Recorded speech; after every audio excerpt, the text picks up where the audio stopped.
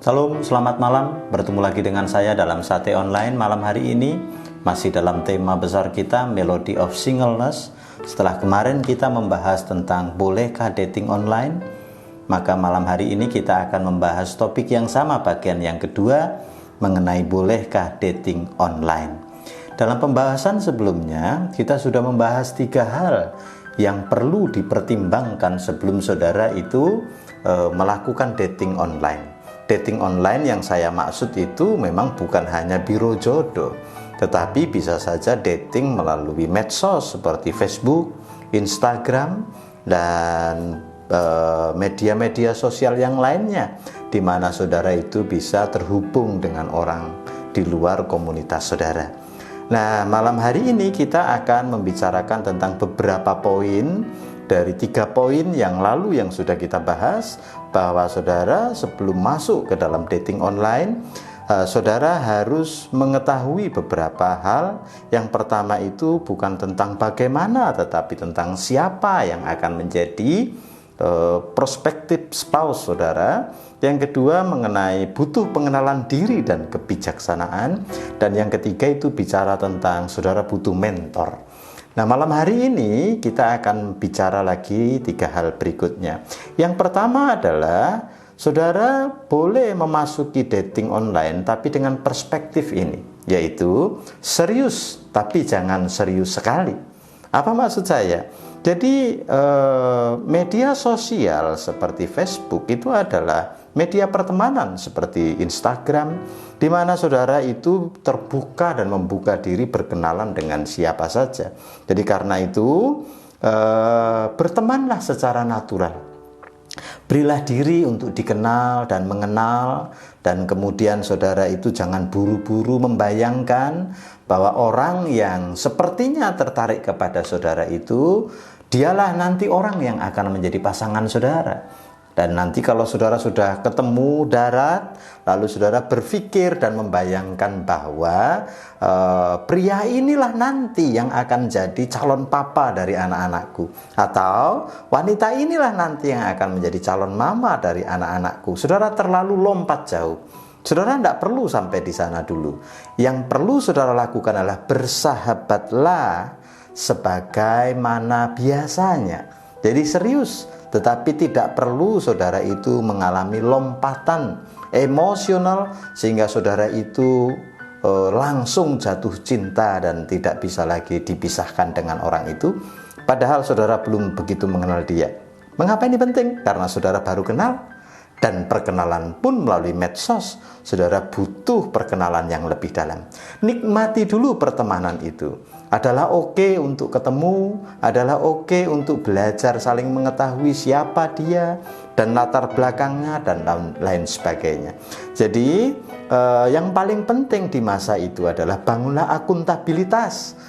Ya, kenalkan orang itu kepada keluarga saudara, kenalkan orang itu kepada mentor pembimbing rohani saudara, sehingga saudara bisa objektif nanti melihat atau menilai siapa orang yang mau masuk dalam hidup saudara itu. Ingat firman Tuhan dalam Amsal pasal 19 ayat yang kedua, di sana dikatakan tanpa pengetahuan kerajinan pun tidak baik.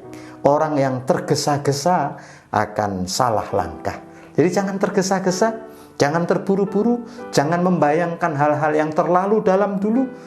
Bersahabatlah dengan natural, dengan alami, dan saudara akan mulai mengenal siapa dia. Yang kedua adalah jangan lupa dari tujuan utama dating online. Jadi tujuan utama dating online itu adalah mendapatkan gambaran siapa prospective spouse yang kelak akan saudara itu miliki. Ini tujuan yang tidak boleh dilupakan. Jika relasi pertemanan nanti berakhir karena sesuatu masalah, maka saudara tidak perlu merasa gagal, sebab tujuan akhir saudara sudah terpenuhi, yaitu mengenal siapa orang itu. Ternyata orang itu orang yang tidak bertanggung jawab. Kalau begitu, berakhirnya relasi yang tadi diawali dari media sosial, dating online tadi, tidak harus membuat saudara kecewa, sebab saudara sudah mengenal dia sebelum saudara tinggal satu rumah dengan dia. Jika saudara sudah tiba pada tujuan itu, lalu orang itu meninggalkan saudara, saudara tidak perlu lagi bimbang. Nah, saudara lalu ingin menjalin persahabatan dengan dia, menghubungi lagi, mengontak dia, saudara wasting time, saudara menghabiskan waktu. Sebab saudara sudah menemukan siapa dia yang sesungguhnya. Saudara tinggalkan dan bersahabatlah lagi dengan orang yang lain. Ingat, bersahabatlah secara natural, secara alami. Tidak usah berharap lebih banyak dulu, sekalipun kita boleh berdoa.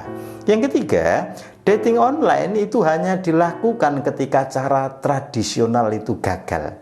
Jadi menurut saya, cara tradisional adalah opsi pertama, di mana saudara itu berkenalan langsung dengan orang-orang di sekitar saudara, membangun relasi persahabatan yang sehat, lalu belajar untuk saling menunjukkan akuntability, lalu kemudian saudara meningkatkan komitmen itu dari relasi pertemanan, masuk kepada relasi yang baru, misalkan menjadi close friend, menjadi special friend lagi, dan saudara itu kemudian ingin meningkatkan relasi itu menjadi relasi suami istri. Jadi itu yang normal, itu yang tradisional, itu yang perlu saudara jadikan opsi yang pertama. Tapi kalau saudara itu sudah di usia di atas 30 tahun, mendekati 40 tahun, atau 40 tahun sudah lewat, tidak ada salahnya untuk saudara mencoba cara yang baru. Cara yang baru yang saya maksud adalah dating online ini. Kalau saudara itu masih 20 tahun dan saudara mencoba opsi ini, saya rasa belum perlu.